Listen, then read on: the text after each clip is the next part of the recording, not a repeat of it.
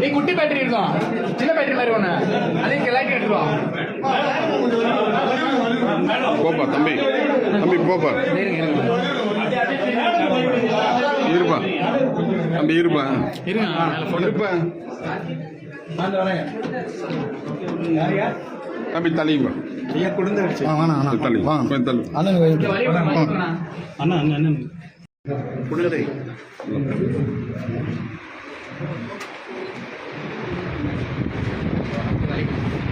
தலையோடு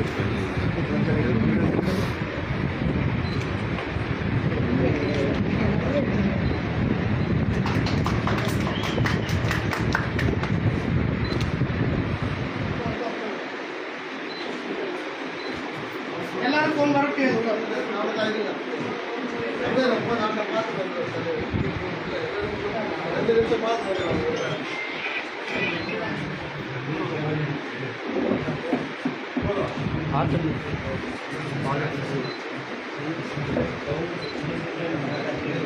கொஞ்சம் இருங்க மேடம்.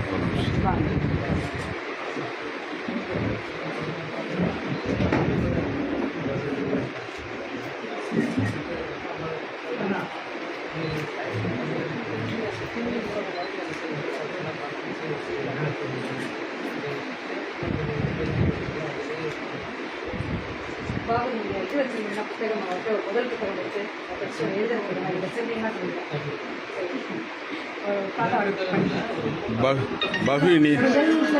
நூலக வாசகர மாதிரி அப்படி சொன்னேன்.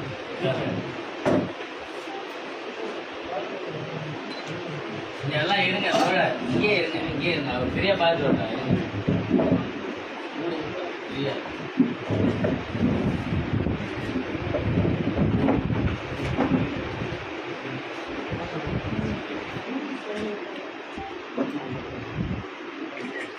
அப்படி அப்படி ஓகே ஓகே கொஞ்சம் கையன் ஃபோன் நம்பர் ஐட்டா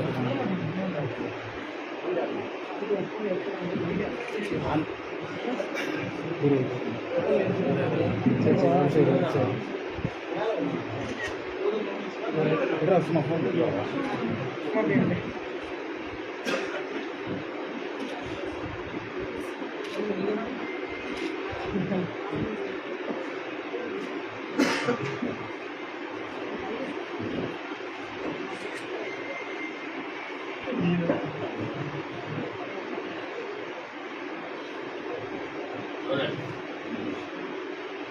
வீடு வெயில் போட்டுருக்காங்க.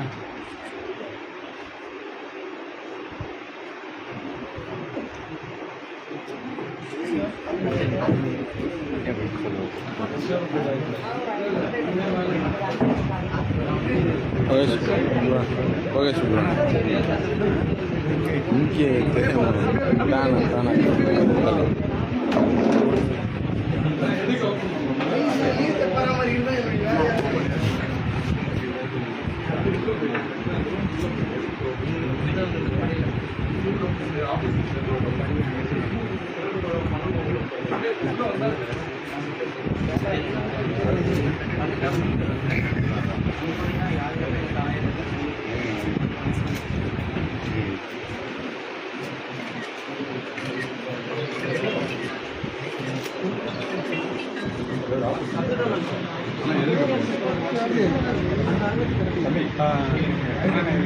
அண்ணன் போயிடுப்பா இது தலைவரே தள்ளாது போயிடு.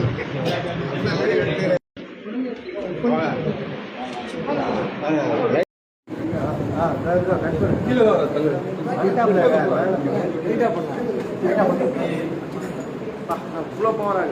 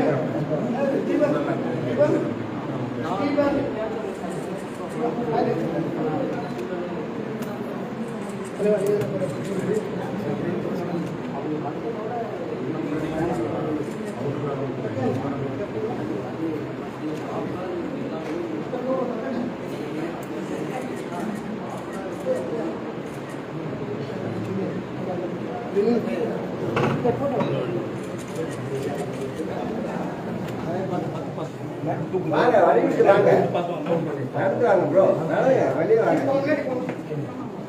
சின்ன பசங்க கொஞ்சம் வாங்க வெளியில் இருக்கும்போது நீங்களா ஏன் முன்னாடி வந்துருந்தீங்க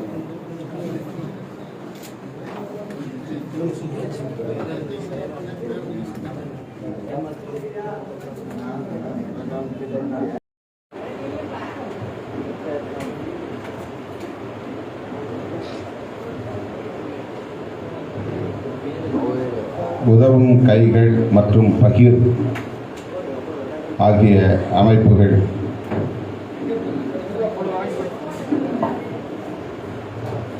ஒருங்கிணைக்கும் தொல் திருமா பயிலரங்கம் மற்றும் தோழர் இரா நல்லக்கண்டு நூலகம் சிறப்பு விழாவை வெற்றிகரமாக நடத்தி கொண்டிருக்கிற தம்பி பகு அவர்களே, ரேடியோ வெங்கடேசன் அவர்களே,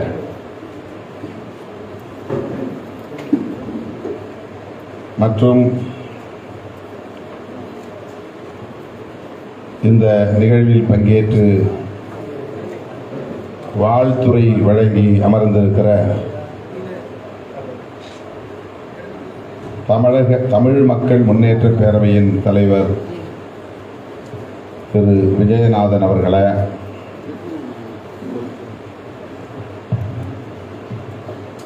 எனக்கு முன்னர் இங்கே வாழ்த்துரை வழங்கி இந்நிகழ்வுக்கு சிறப்பு சேர்த்திருக்கிற விடுதலை தமிழ் புலிகள் கட்சியின் நிறுவன தலைவர் தம்பி குடந்தை அரசன் அவர்களே, பட்டய கணக்காளர் நம்பை ஆரோரான் அவர்களே, பட்டய கணக்காளர் பாஸ்கரன் அவர்களே, வழக்குரைஞர் ஜான் ஆரோக்கிய பிரபு அவர்களே, வழக்குரைஞர் மார்டின் கென்னடி அவர்களே, வாழ்த்துறை வழங்கி விடைபெற்று சென்றிருக்கிற வழக்குரைஞர் தோழர் அஜிதா அவர்களே, எழுத்தாளர் ராசி அழகப்பன் அவர்களே, தொழிலதிபர் வீரகுமார் அவர்களே, இந்த நிகழ்வில் பங்கேற்று இதனை சிறப்பித்துக் கொண்டிருக்கிற விடுதலை சிறுத்தைகள் கட்சியின் மாவட்ட செயலாளர் சி சவுந்தர் அவர்களே, மாநில பொறுப்பாளர் தீர்த்தா சேரன் அவர்களே, சுபாஷ் அவர்களே, மற்றும் எஸ்.எம். முனீர், கோபிநாத் உள்ளிட்ட இயக்கத்தின் முன்னோடிகளே, தலைமை நிலைய செயலாளர் பாலசிங்கம் அவர்களே, உதவும் கைகள் மற்றும் பகிர் ஆகிய அமைப்புகளை சார்ந்த நிர்வாகிகளே, தமிழ் சொந்தங்களே, உங்கள் அனைவருக்கும் என்னுடைய பணிவார்ந்த வணக்கத்தை தெரிவித்துக் கொள்கிறேன். தம்பி பகு அவர்கள்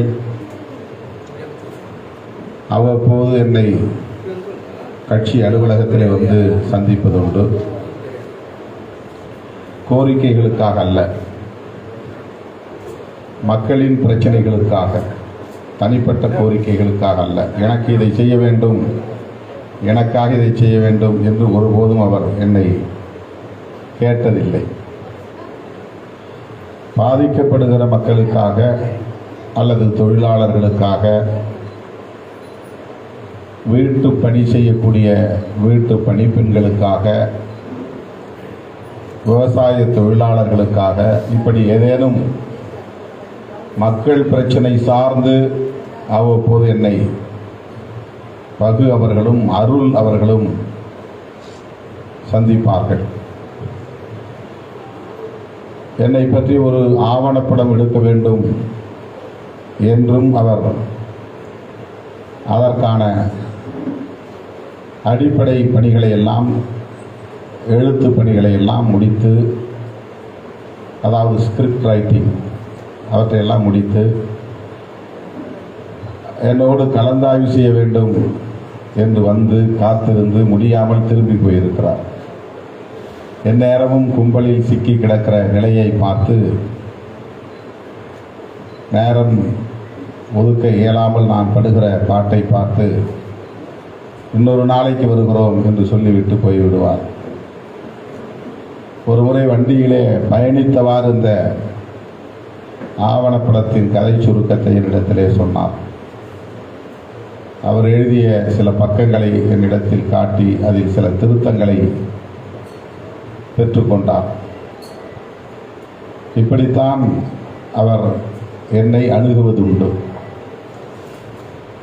2 நாட்களுக்கு முன்பு அல்லது ஒரு வாரத்திற்கு முன்பு இப்படி ஒரு நிகழ்ச்சி, ஒரு நூலகம், ஒரு பயிலரங்கம் திறக்க இருக்கிறோம், ஐயா நல்லக்கண் அவர்களும் நீங்களும் வந்து பங்கேற்க வேண்டும் என்று கேட்டதும் நான் உடனே இசைவளித்தேன். அவர் எதை செய்தாலும் மக்களுக்காகத்தான் செய்வார் என்கிற நம்பிக்கை. அதிலே ஆதாயம் தேடும் நோக்கம் அவரிடத்தில் ஒருபோதும் வெளிப்பட்டதில்லை. புகழ் விரும்புகிற அணுகுமுறையும் அவரிடத்தில் கிடையாது. இதை செய்தால் இதனால் புகழ் வரும், இதை செய்தால் இதனால் பணம் வரும் என்று கணக்கு போட்டு அவர் எதையும் பேசியதுமில்லை, என்னை அணுகியதுமில்லை.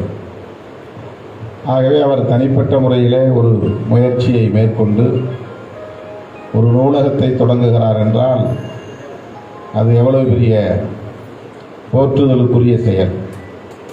நூலகத்தை தொடங்குவது என்பது நூற்றுக்கணக்கான, ஆயிரக்கணக்கான, பல்லாயிரக்கணக்கான இளைஞர்கள் தொடர்ந்து பயன்பெறுவதற்கான ஒரு களம் அது. அவர் மக்களுக்கு தொண்டாற்றுகிறார் என்பதற்கு இதைவிட வேறு என்ன சான்று வேண்டும்? அவர் நூலகத்தை தொடங்குகிறார் என்பதே அவருடைய பரந்த பார்வையை, மக்களோடு அவர் இருக்கிற அந்த வாழ்க்கையை நமக்கு உணர்த்துகிறது. ஒரு பயிலரங்கம், அது கற்றலுக்கான அரங்கம், இது கற்பித்தலுக்கான அரங்கம். பயிலரங்கம் என்பது அவனாக ஒருவன் போய், தானாக ஒருவன் போய் ஒரு நூலகத்திலே அமர்ந்து ஒரு புத்தகத்தை தேடி எடுத்து அவன் கற்றுக்கொள்வது என்பது கற்பதற்கான ஒரு அரங்கம். கற்பிப்பதற்கான ஒரு அரங்கம். தேர்ச்சி பெற்றவர்கள், பயிற்சி பெற்றவர்கள், ஆற்றல் நிறைந்தவர்கள், புதிய தலைமுறையினருக்கு, இளம் தலைமுறையினருக்கு தாம் கற்ற வித்தைகளை சொல்லித் தருவது, கற்பிப்பது. ஆகவே கற்றலுக்கு ஒரு அரங்கம் தோழர் நல்லக்கண்ணு பெயரில், கற்பித்தலுக்கு ஒரு அரங்கம் திருமாவளவன் பெயரில் என்று தனக்கு கிடைத்த வாய்ப்பை பயன்படுத்தி, தனக்கு கிடைத்த இந்த இடத்தை பயன்படுத்தி ஒரு நல்லெண்ணத்தின் அடிப்படையிலே மேற்கொண்டிருக்கிற முயற்சி சாதாரணமானதல்ல. இந்த பயிலரங்கத்திற்கு என் பெயரை சூட்டியிருக்கிறார் என்பதால் அல்ல, இப்படி பயிலரங்கம் உருவாக்க வேண்டும், நூலகம் உருவாக்க வேண்டும் என்கிற அந்த நல்லெண்ணத்திற்காக நான் உடனே இசைவளித்தேன். அந்த உயர்ந்த எண்ணத்திற்காக நான் உடனே இசைவளித்தேன். திடுமென நேற்று பாலசிங்கம், இது இந்த நேரம் இருக்கும் என்று கருதுகிறேன், 6 மணி இருக்கும், ரகு வந்திருக்கிறார். நான் வழக்கம் போல வந்திருக்கிறார், கொஞ்ச நேரம் அமர்ந்து விட்டு போய் விடுவார் என்று எண்ணியிருந்தேன். அதன் பிறகுதான் சொன்னார், இது போன்ற ஒரு பிரச்சனை. என்ன பிரச்சனை? நிகழ்ச்சிக்கு நீங்கள் வரக்கூடாது என்று சொல்லுகிறார்கள்.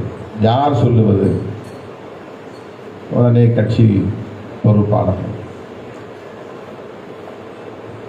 மாவட்ட செயலாளர் சவுந்தரை நான் தொடர்பு கொண்டு என்ன பிரச்சனை என்று கேட்டேன். அவர் சில கருத்துக்களை சொன்னார். நான் நாளைக்கு வருகிறேன், அங்கே சந்திப்போம் என்று சொன்னேன். வேற எதுவும் சொல்லவில்லை. நாளைக்கு நான் வருகிறேன், அங்கே சந்திப்போம்.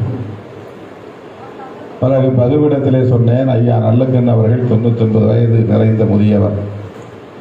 அவரை நீங்கள் கட்டாயப்படுத்தி அங்கே அழைத்து வந்து அவருக்கு ஒரு நெருக்கடியை தர வேண்டாம். அவர் முடிந்தால் வரட்டும், இல்லை என்றால் அவர் வந்ததாக கருதி நாம் நிகழ்ச்சியை நடத்துவோம். நான் வருகிறேன், நீங்கள் தைரியமாக செல்லுங்கள் என்று சொன்னேன். ஏதோ பேப்பர் வைத்து இடத்தில் காட்ட வந்தால் அதெல்லாம் எனக்கு தேவையில்லை, நீங்கள் போங்க, நான் வரேன் அப்படின்னு சொல்லிட்டேன். எந்த விளக்கமும் தேவையில்லை. ஒரு மனிதனை நாம் புத்தகத்தை புரட்டி படிப்பதைப் போல ஒரு மனிதனை நாம் படிக்க முடியும். பகு இங்கே பேசுகிற போது 2 முறையோ 3 முறையோ நாங்கள் எல்லாம் படித்தவர்கள் என்று சொன்னார். படித்தவர்கள் தான் சரியாக இருப்பார்கள், படிக்காதவர்கள் சரியாக இருக்க மாட்டார்கள் என்று நாம் நினைக்கக்கூடாது. அவர் போகிற போக்கிலே அந்த வார்த்தையை சொன்னார். படிக்காதவர்கள் தான் நேர்மையாக இருக்கிறார்கள் என்பது இருக்காது. அவரிடத்தில் எந்த குற்ற நோக்கமும் இருக்காது, ஒரு கிரிமினல் மைண்ட் செட் இருக்காது. அவங்க ஏதாவது கோரிக்கை இருக்கும், அதுக்காக பொய்யை சொல்லுவாங்க, மாற்றி சொல்லுவாங்க, சொல்ல தெரியாமல் சொல்லுவாங்க, பேச தெரியாமல் பேசுவாங்க, அவ்வளவுதான்.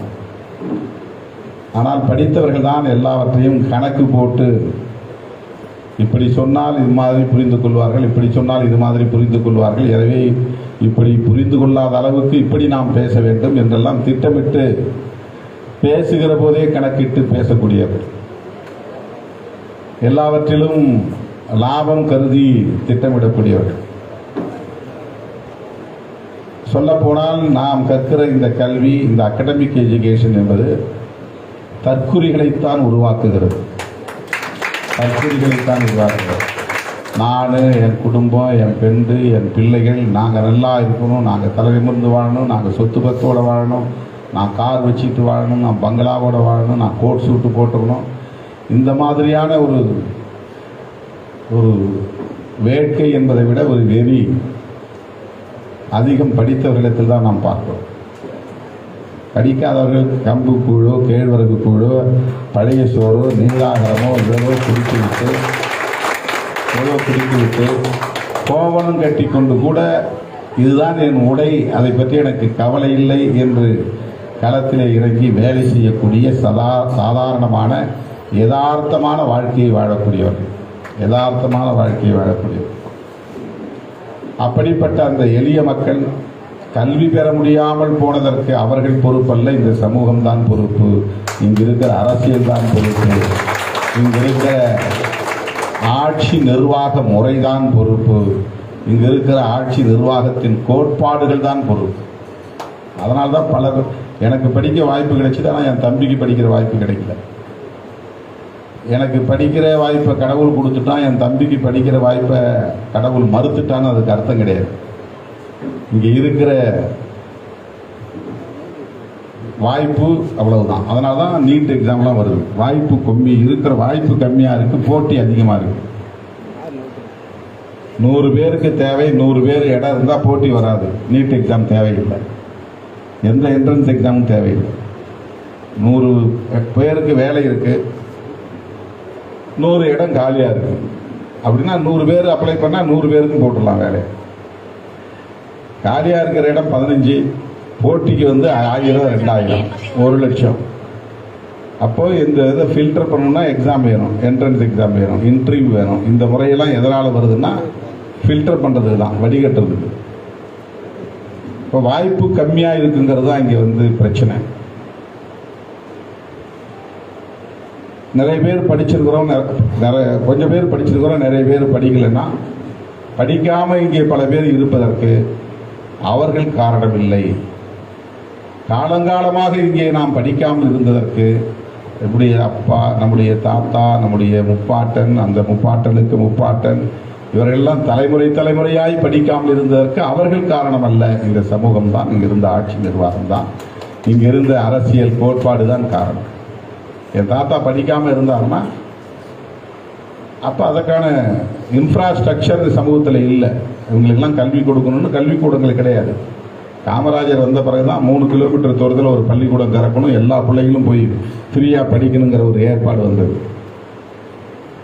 அதுக்கு பிறகு தான் நாம் பள்ளிக்கூடத்துக்குள்ள காலடி எடுத்து வைக்க முடியுது. ஆகவே கல்வி பெறுவதற்கான வாய்ப்பை நாம் உருவாக்கி கொண்டே இருக்க வேண்டும். அந்த முயற்சியில் ஒன்றுதான் உதவும் கைகளும் பகிர் அமைப்பு சேர்ந்து இங்கே யாருக்கெல்லாம் அந்த வேட்கை இருக்கிறதோ அவர்களுக்கெல்லாம் நாம் ஒரு வாய்ப்பை உருவாக்கி தர வேண்டும். இதை வச்சு என்ன வேணாலும் இப்போ இந்த மாதிரி ஒரு இடம் கிடைக்குதுன்னா இதில் வேற என்ன கமர்ஷியலாக பண்ணலாம் அப்படின்னு தான் ஒருத்தன் யோசிப்போம்.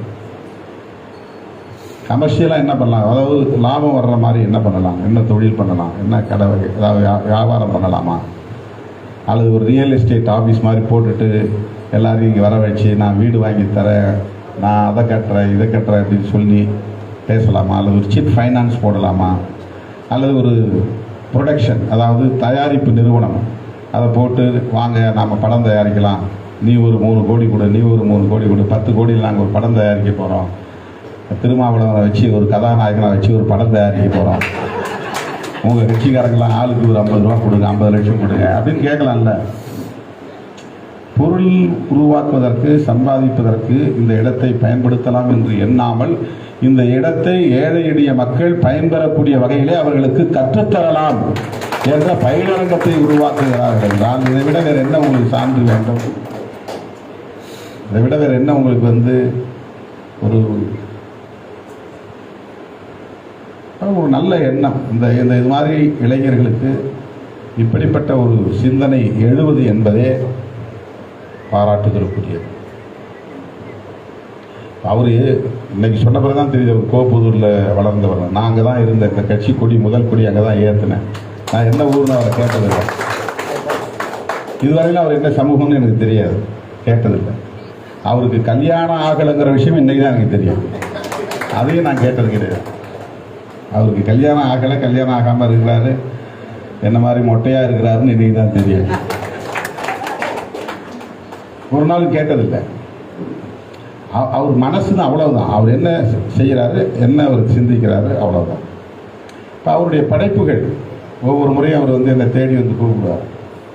திரைத்துறையில் இருக்கிறவங்க பெருசாக நம்மளை யாரும் தேடுறது கிடையாது, கலைத்துறையில் இருக்கிறவங்க யாரும் நம்மளை பெருசாக தேடுறது கிடையாது. ஏன்னா அவங்க எல்லாமே 100% கமர்ஷியல். ஒரு ஆளை கூட்டம்னா இது நல்லதா கெட்டதான்னு கணக்கு போடுவாங்க. திருமாவளவன் நின்னா நமக்கு என்ன சாயம் வரும், மற்ற கட்சிக்காரங்க என்ன நினைப்பாங்க, அல்லது வேறு சமூகத்துக்காரங்க என்ன நினைப்பாங்க, இவரோடெல்லாம் நம்ம அசோசியேட்டாக சேர்ந்து இருக்கிற மாதிரி காட்டிக்க கூடாது, இப்படி சில பேருக்கு ஒரு பெரிய பயம் இருக்குது. நாம் அதை பொருட்படுத்துறதில்லை. அழைத்தால் போவோம், அழைக்காத இடத்துக்கு நம்ம போக போகிறதில்லை. ஆனால் இவர் கலைத்துறையில் தம்பி பகு போன்றவர்கள் எந்த நிகழ்ச்சி நடத்தினாலும், ஆவணப்படம் தயாரித்து அது வெளியிட்டாலும் அல்லது எந்த நிகழ்ச்சி நடத்தினாலும் தவறாமல் என்னை அழைப்பது வாடிக்கை. இப்போ இவர் ஏன் என்ன அழைக்கிறாருன்னா, இதுவரெல்லாம் அவரை அவருடைய பின்னணியை தெரிஞ்சுன்னு நான் முயற்சியதே கிடையாது. அவர் யார் என்ன ஒரு நாள் நான் அதை சிந்திச்சதே இல்லை. இதுவரை எனக்கு தெரியாது. ஏதோ நம்ம கருத்தோட ஒரு ஒத்து போகிறாரு, ஒருமித்த கருத்து, அதனால் நம்மளை தேடி வராரு. நாம் பேசுகிற அரசியலும் அவர் உள்வாங்கி இருக்கிற அரசியலும் நேர்கோட்டில் இருக்கிறது, அவ்வளவுதான். அவருக்கும் மார்க்சியத்தில் உடன்பாடு ஈடுபாடு, எனக்கும் மார்க்சியத்தில் உடன்பாடு ஈடுபாடு. நான் இருக்கிற இடத்தில் அம்பேத்கர் படம் இருக்கிறது, அவர் இருக்கிற இடத்திலும் அம்பேத்கர் படம் இருக்கிறது. எனக்கும் பெரியாரை பிடிக்கும், அவருக்கும் பெரியாரை பிடிக்கும். எளிய மக்களுக்காக தொண்டு செய்ய வேண்டும் என்பது என்னுடைய விழைவு, அதுதான் அவருடைய விருப்பமும். தன்னுடைய ஆற்றல் இப்படிப்பட்ட முற்போக்கான சிந்தனைகளை பரப்புவதற்கு பயன்பட வேண்டும் என்று கருதுகிறார். விடுதலை சிறுத்தைகளும் அதேதான், திருமாவளவனும் அதே சிந்தனையோடு தான் செயல்படுகிறார். ஆகவே நான் அடிக்கடி சொல்லுவேன், எனக்கு அடையாளம் சாதி என்பதை விட, மதம் என்பதை விட, மொழி என்பதை விட, அல்லது என் பெயர் என்பதை விட, நான் உள்வாங்கி இருக்கிற அரசியல் தான், ஜனநாயகம் தான், சமூக நீதி தான் எனக்கான அடையாளம் அப்படின்னு நான் சொல்றேன். அதனால தான் எனக்கும் பகுவுக்கும் ஒரு வேவ்லைன், அந்த அலை நீளம் பொருந்தி போகிறது. அவர் மேலே இப்படி ஒரு குற்றச்சாட்டு, ஏதோ ஒரு இடத்தை இவர் ஏதோ பண்ணிட்டார் போயிட்டார் அப்படின்னு சொன்னப்போ என்னால் அது கொஞ்சம் கூட 1% கூட என்னால் ஏற்றுக்கொள்ள முடியவில்லை. அப்படி இருக்க வாய்ப்பு இல்லை, நான் வரேன் போங்க அப்படின்ட்டேன். ஒருவேளை சவுந்தர் வரக்கூடாதுன்னு சொல்லியிருந்தாலும் நான் வந்திருப்பேன். சேரன் நான் மறியல் செய்வது சொல்லியிருந்தாலும் நான் வந்திருப்பேன். சேரன் இதில் தலையிட்டாருன்னு எனக்கு தெரியாது.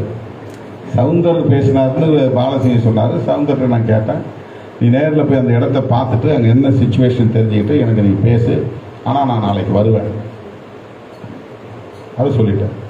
தோழர்களே, நாம் மனிதர்களையும் படிக்க கற்றுக்கொள்ள வேண்டும். பிரச்சனையே அதுதான். நட்பு சக்திகள் யார், பகை சக்திகள் யார் என்பதை அறிய முடியாமல், உணர முடியாமல், புரிந்து கொள்ள முடியாமல் நமக்குள்ள ஒரு பெரிய குழப்பம் நிலவுகிறது அரசியல். அம்பேத்கர் பேரை சொன்னால் எல்லாரும் நம்ம ஆளுன்னு நினைக்கிறது, ஜெய்பீம் சொன்னால் எல்லாரும் நமக்கான ஆதரவாளர் நினைக்கிறது. அப்படி அல்ல, அது அல்ல மைண்ட் ரீடிங்கிறது. ஒருத்தருடைய செயல் தான் முக்கியமானது. அவங்க யாரும் அம்பேத்கருடைய பிறந்த நாளை பிஜேபிக்காரன் கூட கொண்டாடுறான். எப்படி நீங்கள் பிஜேபி அம்பேத்கர் கருத்துக்களுக்கான இயக்கம் என்று ஏற்றுக்கொள்ள முடியும்? அப்படின்னா பிஜேபியை பற்றி தெரிஞ்சுக்கணும், படிக்கணும். சும்மா திருமாவளவன் சொன்னாருங்கிறதுக்காக பிஜேபி எதிர்க்கிறோன்னு கிடையாது. பிஜேபி ஏன் திருமாவளவன் பிஜேபியை எதிர்த்து பேசுகிறார்? இந்த கேள்வியை நீங்களே கேட்டு சுயமாக சிந்திக்கணும். இளம் தலைமுறையினருக்கு நாம் என்ன கற்றுக் கொடுக்கணும்னா சுயமாக சிந்திப்பதை கற்றுக் கொடுக்க வேண்டும். சுயமாக சிந்திக்கணும். ஒவ்வொரு இயக்கத்தை பற்றி அவன் தெரிஞ்சுக்கணும், ஒவ்வொரு தலைமையை பற்றி அவன் தெரிஞ்சுக்கணும். அது தெரிஞ்சுக்க தொடங்கியிருந்தா விடுதலை சிறுத்தைகள் என்றைக்கே ஆட்சிக்கு வந்திருக்கும். இவர் சொல்றாரு, தம்பி நாளைக்கு ஆட்சி வரணும். ஒவ்வொருத்தரும் சுயமாக சிந்திக்க தொடங்கியிருந்தால் இந்த இயக்கத்தை 30 ஆண்டுகளுக்கு பிறகு நாம் ஒரு சக்தியாக மாற்றிருக்கோம். இது 10-20 வருஷத்துக்கு முன்னாடி இது பெரிய சக்தியாக வளர்ந்துருக்கணும். ஏன்னா அவன் என்ன முடிவு பண்ணுறான்னா, திருமாவளவன் இந்த ஆள், அவருக்கு இந்த சாதி, இந்த அடையாளம், உடனே நெகேட், மறுக்கிறான், ரிஜெக்ட், மறுக்கிறான். அவர் வேற ஆள், அவர் அம்பேத்கரை தூக்கிக்கிறார், அவரெல்லாம் சப்போர்ட் பண்ணக்கூடாது, அவருக்கு எக்கனாமிக்கலாக பொருளாதார உதவியெல்லாம் செய்யக்கூடாது, அவன் எலெக்ஷன்னா ஜெயிக்கக்கூடாது. இது சமூகத்தில் இருக்கு. அவன் அரசியலை பார்க்கல, நாம் பேசுகிற கருத்தியலை பார்க்கல, நம்முடைய செயல் திட்டங்களை பார்க்கல, நம்முடைய இலக்கு என்னங்கிறத அவன் பார்க்கல. ஏன்னா அவனுக்கு அரசியல் புரிதல் இல்லை. சுயமாக சிந்திக்க தொடங்கினா சாதி அரசியலையும் திணிக்க முடியாது, மத அரசியலையும் திணிக்க முடியாது, யாராலையும் திணிக்க முடியாது, ஏமாற்ற முடியாது. பொய் சொல்கிற ஆள் யாருன்னு உடனே அவன் பார்த்துருவான். திருமாவளவன் பேசுறது எப்படி பேசுகிறார், அவர் மனசுல இருந்து பேசுகிறாரா, உதட்டில் இருந்து பேசுகிறாரான்னு எளிதாக தெரிஞ்சுக்கணும். எதற்காக இவர் இயக்கம் நடத்துகிறாங்கிறத அவனால் புரிஞ்சிக்க முடியும். இப்போ அந்த மாதிரி புரிந்து கொள்வதிலே சிக்கல் இருக்கிறது. மனிதர்களை படிப்பதிலே போதிய ஆளுமை இல்லை, வலிமை இல்லை. இதெல்லாம் தான் குழப்பம். ஆகவே நாம் உருவாக்க நினைப்பது ஒவ்வொரு குடிமகனும், ஒவ்வொரு தனி மனிதனும் சுயமாக சிந்திக்க வேண்டும். எது சரி, எது தவறு, யாரோடு நாம் இணைந்து செயல்பட வேண்டும், யார் நமக்கான நட்பு சக்தி, யார் நமக்கான பகை சக்தி, தத்துவம் என்பது என்ன, செயல் திட்டம் என்பது என்ன, ஏன் அரசியலில் ஈடுபட வேண்டும், ஏன் கலைத்துறையிலும் அரசியல் கலக்க வேண்டும்,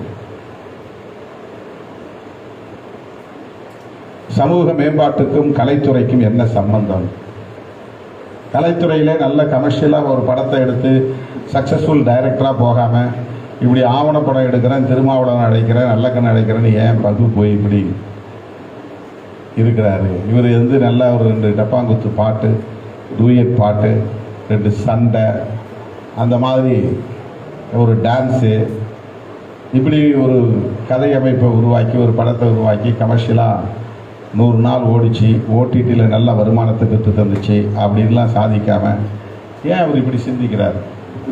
ஏன் பாப்புலர் நெருடாவை பற்றி படம் எடுக்கணும்? அவர் உள்வாங்கிய அரசியல் தான் அதற்கு காரணம். அவருக்கு அந்த கமர்ஷியல் மைண்ட் செட் இல்லை. அவருடைய கலைத்திறன் என்பது சமூகத்திலே ஒரு தாக்கத்தை ஏற்படுத்த வேண்டும். புதிய தலைமுறையினரிடத்திலே ஒரு அரசியல் தெளிவு ஏற்பட வேண்டும். எவ்வளவோ கவிஞர்கள் இருந்தாலும் நாம் ஒரு சில கவிஞர்களை மக்கள்கிட்ட அடையாளப்படுத்துகிறோம். எவ்வளவோ தலைவர்கள் இருந்தாலும் நாம் சில தலைவர்களை அடையாளப்படுத்துகிறோம். வரலாறு எல்லாரை பற்றிய வரலாறு இருக்குது.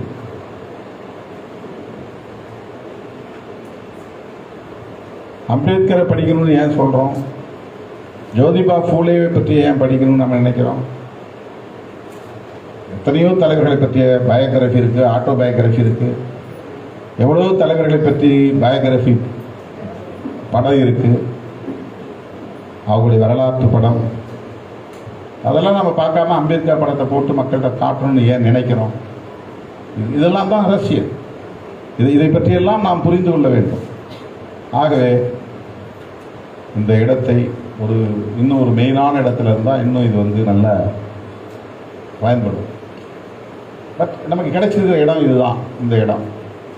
இந்த இடத்தை எவ்வளவு பயனுள்ளதாக பயன்படுத்தி கொள்ள வேண்டும், எல்லோருக்குமான இடமாக இதை பயன்படுத்தி கொள்ள வேண்டும். இப்போ வந்தவங்க அவர் சொன்னார், இந்த இடத்துல ஹாஸ்பிட்டலுக்கு போகிறவங்களுக்கு ஒரு மாதம் தங்கணும், தங்கி போய் ஓபியில் காட்டிட்டு வரணும் அப்படின்னா இங்கே வந்து தங்கிக்கலாம். வேறு ஏதாவது வேலைக்கு வராங்க, சென்னையில் போய் ஹோட்டலில் தங்க முடியாது, வாடகை கொடுக்க முடியாது, நம்மளை தேடி வராங்கன்னா இங்கே தங்கிட்டு ஒரு வாரமோ 10 நாளோ ஒரு மாதமோ தங்கிட்டு போகலாம். 3 அரங்கம் வச்சிருக்கிறார். மேலே அருண்மொழி அரங்கம், இவருடைய இயக்குனர், இவருக்கு குருவாக இருந்தவர். அவர் மேலே கலை பட்டறை, அது திரைத்துறையில் ஆர்வம் உள்ளவர்களுக்கு அங்கே வந்து பயிற்சி கொடுப்பது, நாடக பயிற்சி, ஸ்ட்ரீட் தேட்டர், தெருவில் போடுற நாடகம், திரைத்துறையில் பயிற்சி, ஒவ்வொரு டெக்னீஷியன், நிறைய டெக்னிக்கல் ஃபீல்டு இருக்குது அதில் டெக்னீஷியன்ஸாக வரக்கூடியவர்களுக்கான பயிற்சி. இந்த மாதிரி அந்த இடத்த பயன்படுத்தணும்னு அவர் நினைக்கிறார். வேறு யார்ட்டையாக கொடுத்தோம்னா இதையே வந்து ஒர்க்கிங் உமன் ஹாஸ்டலாக போடலாம், ஒர்க்கிங் மென் ஹாஸ்டலாக போடலாம். அதில் வருமானம் வரும். ரூமாக தடுத்து ஒவ்வொரு ரூம்லையும் தருங்க. இல்லைனா நீங்கள் சொல்கிற மாதிரி வேறு ஏதாவது தொழில், எத்தனையோ வாய்ப்புகள் இருக்குது, வருமானத்தை உருவாக்குவதற்கான வாய்ப்புகள் இருக்குது. இது இல்லாமல் இதை பயன்படுத்துகிற போது நாம் இப்போ இதில் வந்து பாருங்கள், இந்த செய்தியை நான் சொல்லி ஆகிறேன். இப்போ இவ்வளவு பெரிய ஏற்பாடுகளை பண்ணியிருக்காரு, நம்மகிட்ட இருந்து அவர் 1 பைசா கூட நன்கொடை கேட்கல. ஆனால் நான் இந்த மாதிரி உங்கள் பேரில் ஒரு பயிலரங்கம் தொடங்குறேன், எனக்கு ஏதாவது நீங்கள் வந்து உதவி செய்யுங்க அப்படின்னு அவர் கேட்கல, நாம் கொடுக்கல. இப்போ இவர்களையெல்லாம் நாம் ஊக்கப்படுத்த வேண்டும். இங்கே இருக்கக்கூடிய பிள்ளைகளையெல்லாம் கொண்டு வந்து படிக்க வைக்க வேண்டும். இவர்களுக்கு வேற எந்த தரப்பில் இருந்தாவது நெருக்கடி வந்தால், அவர் சொன்னார், நீ ஏன் திருமாவளம் பேர் வைக்கிறேன்னு கொலை மிரட்டல் விட்டாங்கன்னார். இவர் பின்னால் சிறுத்தைகள் இருக்கிறார்கள் என்பதை நாம் உறுதிப்படுத்த வேண்டும். அதில் யாரும் வந்து சீண்ட முடியாது. இது சிறுத்தைகளின் கோட்டை. சிறுத்தைகளை தாண்டி தான் உள்ளே போக முடியும், சேரனை தாண்டி தான் போக முடியும், சவுந்தரை தாண்டி தான் உள்ள ஒருத்தவங்க அடி எடுத்து வைக்க முடியும். இது மாதிரி இடங்களை பாதுகாக்கணும். கைகள் பல வகை, அதில் இந்த கைகள் உதவும் கைகள். கைகள் வந்து எத்தனையோ வகைகள் இருக்கு. பிடுங்கும் கைகள் இருக்கு, குரல் வலையை நெரிக்கும் கைகள் இருக்கு, திருடும் கைகள் இருக்கு. இந்த கைகள் உதவும் கைகள், பிறருக்கு உதவும் கைகள், ஆதரவற்றோருக்கு உதவும் கைகள், எளியோருக்கு உதவும் கைகள், எங்க போறதுன்னு தெரியாமல் திகைக்கிற திக்கற்றோருக்கு உதவும் கைகள். ஆகவே உதவும் கைகள் பகீர் என்கிற இந்த 2 அமைப்பை சார்ந்தவர்களும் இணைந்து முன்னெடுத்திருக்கிற இந்த நல்ல முயற்சி வெற்றி பெற வேண்டும். அதற்கு நாம் எப்போதும் உற்ற துணையாக இருப்போம் என்பதை சொல்லி, தம்பி தகு அவர்களையும் ரேடியோ வெங்கடேசன் அவர்களையும் அவரோடு உற்ற துணையாக இருக்கிற தோழர்களையும் நெஞ்சார பாராட்டி வாழ்த்தி நிறைவு செய்கிறேன். நன்றி, வணக்கம்.